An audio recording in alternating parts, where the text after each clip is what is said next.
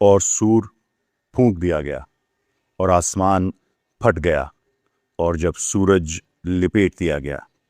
اگر آپ قرآن مجید کا گہرائی سے مطالعہ کریں اور اس کی زبان اور اس کے گرامر پر پوری توجہ دیں تو آپ کو ایک جگہ آ کر گرامر کا ایک ایسا انوکھا انداز ملے گا، ایک ایسا گلچ جو بظاہر عام انسانی عقل کو بالکل سمجھ میں نہیں آتا۔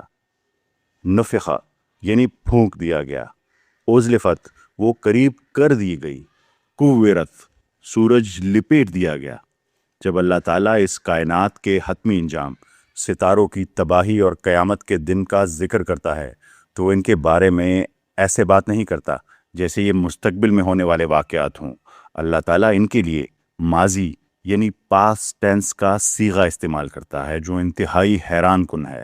ذرا ایک لمحے کے لیے اس پر غور کریں۔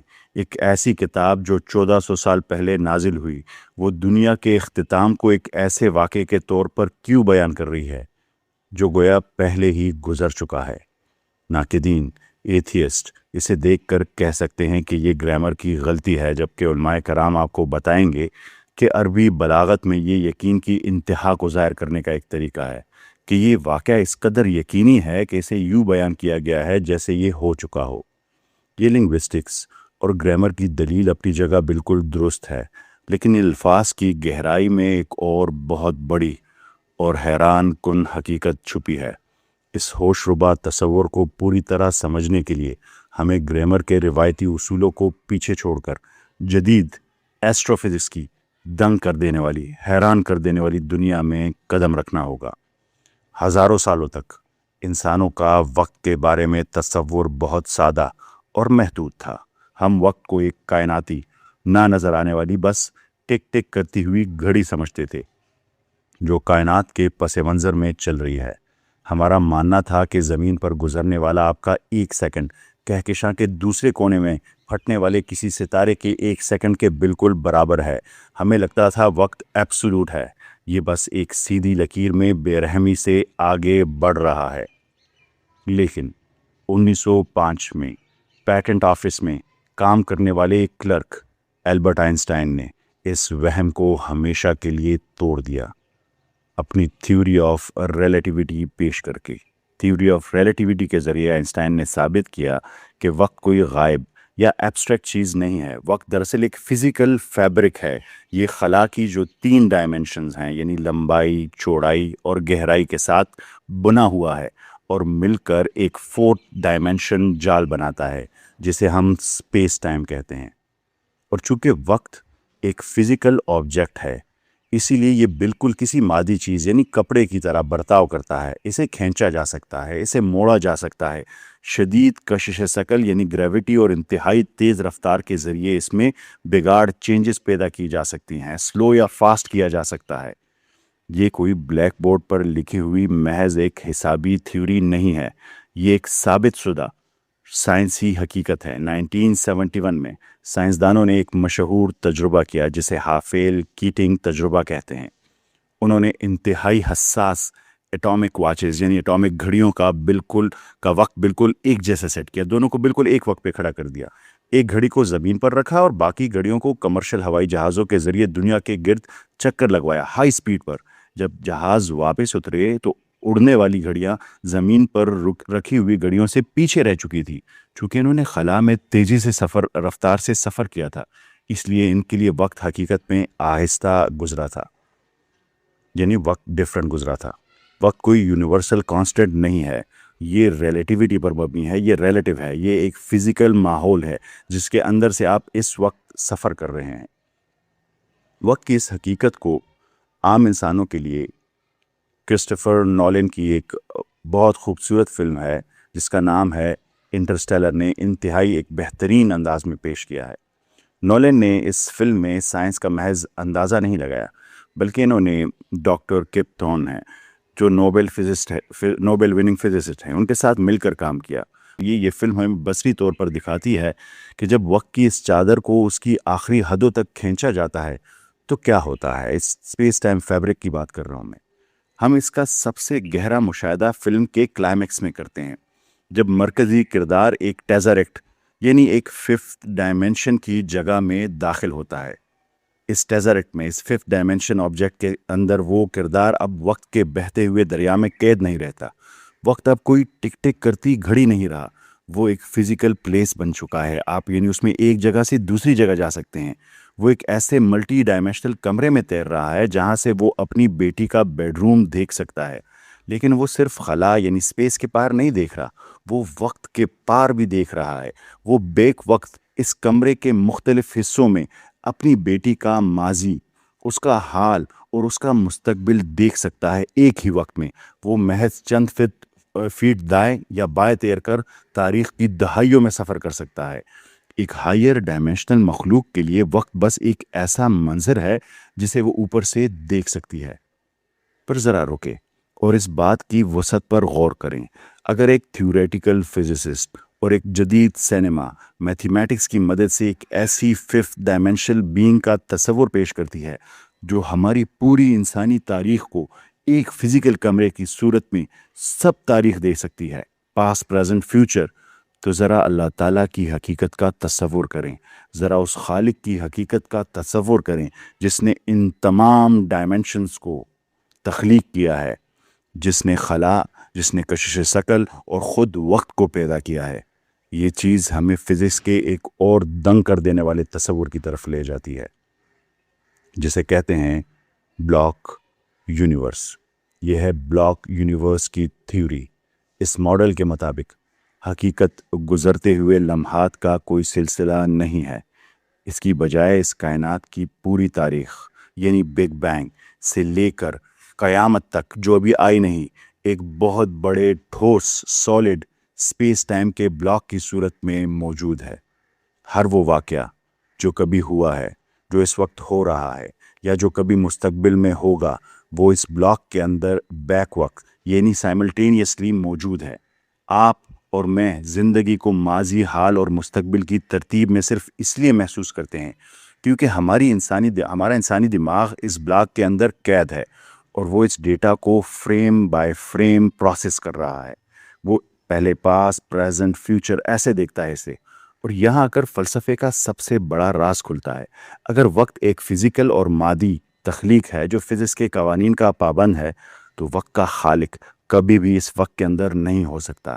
اس خالق کا سپیس ٹائم کی اس فزیکل چادر سے مکمل طور پر باہر ہونا لازمی ہے. ذرا کائنات کو ایک بہت بڑے اور طویل ناول یا بک کی طرح سمجھیں. اگر آپ اس کتاب کے اندر موجود ایک کردار ہیں تو صفحہ نمبر 100 سمجھ لیں کہ وہ آپ کا پریزنٹ ہے، حال ہے. تو پھر صفحہ نمبر 50 آپ کی تاریخ یعنی پاسٹ ہوا، اور صفحہ نمبر 300 آپ کا وہ مستقبل، وہ فیوچر ہے جس کے بارے میں آپ کچھ نہیں جانتے. آپ اس کہانی کو صرف ایک وقت میں ایک لفظ اور ایک دھڑکن کے حساب سے ہی محسوس کر سکتے ہیں. یہ ہے ہماری مثال ٹائم کو سمجھنے کی. لیکن اللہ تعالیٰ اس کا مصنف ہے، اس کا آتھر ہے. وہ مصنف جس کے ہاتھ میں یہ مکمل کتاب موجود ہے، وہ اس کتاب کی جلد یعنی اس کی بائنڈنگ سے باہر ہے. اس مصنف کی نظر میں صفحہ نمبر 1 کا پہلا جملہ اور صفحہ نمبر 300 کا آخری تباکن نقطہ بالکل ایک ہی لمحے میں موجود ہے. جب اللہ تعالیٰ قرآن میں کائنات کے اختتام اور قیامت کے دن کا ذکر کرتا ہے تو وہ ایک ایسی حقیقت بیان کر رہا ہے جو اس کے وقت اور ڈائمینشن سے آزاد نقطہ نظر ہے، یعنی ایک ٹائم لیس پرسپیکٹو سے پہلے ہی ایک مکمل شاہکار ہے. اس کے نزدیک سور پھونکا جا چکا ہے، ستارے بکھر چکے ہیں، یہ سب ہو چکا ہے کیونکہ وہ سب کچھ ایک وقت میں دیکھ رہا ہے. لیکن یہ گہری حقیقت اکثر ایک بہت بڑا سوال کھڑا کر دیتی ہے. وہ سوال جو ایتھیسٹ اور اسکیپٹک لوگ یعنی شکی مزاج لوگ اکثر پوچھتے ہیں. اگر اللہ تعالیٰ سب کچھ پہلے سے جانتا ہے، اگر اللہ تعالیٰ کو کہانی کا انجام پہلے سے ہی معلوم ہے، تو کیا اس کا مطلب یہ ہے کہ میرے پاس کوئی اختیار، کوئی فری ول نہیں ہے؟ کیا میں صرف ایک کٹ پتلی ہوں جسے ایک لکھی ہوئی اسکرپٹ کے مطابق چلنے پر مجبور کیا جا رہا ہے؟ اگر میری منزل خدا کو پہلے سے معلوم ہے تو پھر میں اچھے کام کرنے کی کوشش ہی کیوں کروں؟ پھر مجھے جنت اور دوزخ کیوں ملے گی؟ اس کا جواب دینے کے لیے ہمیں واپس اپنی فزکس اور اپنی ڈائمینشنز کی طرف جانا ہوگا. فرض کریں کہ آپ ایک ہیلی کاپٹر میں ہزاروں فیٹ کی بلندی پر اڑ رہے ہیں اور نیچے ایک بہت بڑی بھول بھلیاں جسے میز کہتے ہیں، آپ اس میز کو دیکھ رہے ہیں، اس بھول بھلیاں کو دیکھ رہے ہیں۔ بھول بھلیاں ایک ایسا راستوں کا جال ہوتا ہے جس میں باہر نکلنے کا صحیح راستہ تلاش کرنا مشکل ہوتا ہے۔ اس میں کئی موڑ، بند گلیاں، غلط موڑ اور مختلف راستے ہوتے ہیں۔ جب آپ ہیلی کاپٹر سے نیچے دیکھتے ہیں تو نیچے آپ کو ایک شخص اس میں چلتا ہوا نظر آتا ہے، اپنے اس اونچے زاویے کی وجہ سے، کیونکہ آپ اوپر سے دیکھ رہے ہیں، اس کی وجہ سے آپ پوری بھول بھلیاں کا نقشہ دیکھ سکتے ہیں۔ آپ کو بند راستے نظر آ رہے ہیں، آپ کو باہر نکلنے کا راستہ نظر آ رہا ہے، اور چونکہ آپ پوری تصویر دیکھ رہے ہیں اس لیے آپ کو بالکل معلوم ہے کہ شخص نے جو راستہ چنا ہے وہ صحیح ہے یا غلط ہے۔ اس سے پہلے کہ وہ مڑے آپ کو پتہ ہے کہ اس راستے کا انجام کہاں ہوگا۔ اب اپنے آپ سے پوچھیں کہ آپ کے اس علم نے اسے وہ غلط موڑ مڑنے پر مجبور کیا؟ کیا آپ نے ہیلی کاپٹر میں بیٹھے بیٹھے جسمانی طور پر اسے پکڑ کر اسے غلط راستے پر دھکیلا؟ بالکل نہیں۔ یا پھر اسے ایسے سمجھیں، کسی ریکارڈ شدہ سپورٹس میچ کی طرح، کسی کرکٹ میچ کی طرح۔ اگر آپ 1992 کے ورلڈ کپ فائنل کی ریکارڈنگ دیکھ رہے ہیں تو آپ کو اس کا انجام پہلے سے معلوم ہے۔ آپ کو بالکل پتہ ہے کہ وسیم اکرم کی گیند کب سوئنگ ہوگی، کب وکٹ گرے گی اور کون جیتے گا، لیکن اس واقعے کے بارے میں آپ کا علم اسکرین پر موجود کھلاڑیوں کو وہ عمل کرنے پر مجبور نہیں کر رہا۔ وہ جو کچھ کر رہے ہیں انہوں نے اپنی فری ول سے کیا، انہوں نے وہ میچ اپنی مہارت اور اس لمحے میں اپنے ذاتی فیصلوں سے کھیلا تھا۔ آپ کے پاس تو بس یہ سہولت ہے کہ آپ وہ مکمل ہو چکی ٹیپ ریکارڈنگ دیکھ رہے ہیں۔ کسی انجام کو جاننا اور کسی انجام کا سبب بننا دو بالکل مختلف چیزیں ہیں۔ اللہ تعالیٰ آپ کو کسی پروگرام کی ہوئی مشین کی طرح کسی خاص راستے پر مجبور نہیں کر رہا۔ اپنی زندگی کا قلم اس وقت آپ کے اپنے ہاتھ میں ہے۔ آپ ہر روز حقیقی اور شعوری فیصلے کر رہے ہیں، اور آپ ان فیصلوں کے نتائج کے مکمل طور پر خود ذمہ دار ہیں۔ آپ کے پاس مکمل اختیار ہے، آپ کے پاس فری ول ہے۔ حقیقت صرف اتنی ہے کہ اللہ تعالیٰ جو ہماری ٹائم لائن کے تمام حدود سے مکمل طور پر باہر ہے، وہ ان فیصلوں کو پہلے ہی دیکھ رہا ہے جو آپ نے اپنی مرضی سے کیے ہیں، اور آپ کے ماضی، آپ کے حال اور ان فیصلوں کو جو آپ کل کرنے والے ہیں سب کو ایک ہی وقت میں دیکھتا ہے۔ اس کا کامل علم آپ کے انتخاب کی مکمل آزادی کو ختم نہیں کرتا۔ آپ کے پاس فری ول موجود ہے، پر اس کے پاس علم ہے۔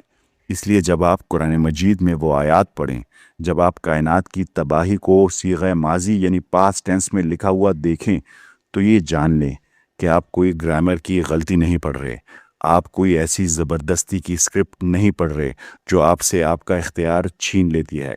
آپ اس خالق کی ایک شاندار اور حیران کن جھلک دیکھ رہے ہیں جو بلاک یونیورس کے باہر تخت نشین ہے۔ ایک ایسا خالق جس کی مٹھی میں پورا کا پورا اسپیس ٹائم موجود ہے۔ دنیا کا اختتام قریب نہیں آ رہا، بلکہ اعلیٰ ترین یعنی ہائر ڈائمینشن بینگز کے نقطۂ نظر سے ہم بس اس صفحے تک پہنچنے کا انتظار کر رہے ہیں جہاں یہ لکھا ہوا ہے، اور اب سے لے کر اس صفحے تک کے درمیان کے ابواب آپ کیسے لکھتے ہیں یہ فیصلہ مکمل طور پر آپ کے ہاتھ میں ہے۔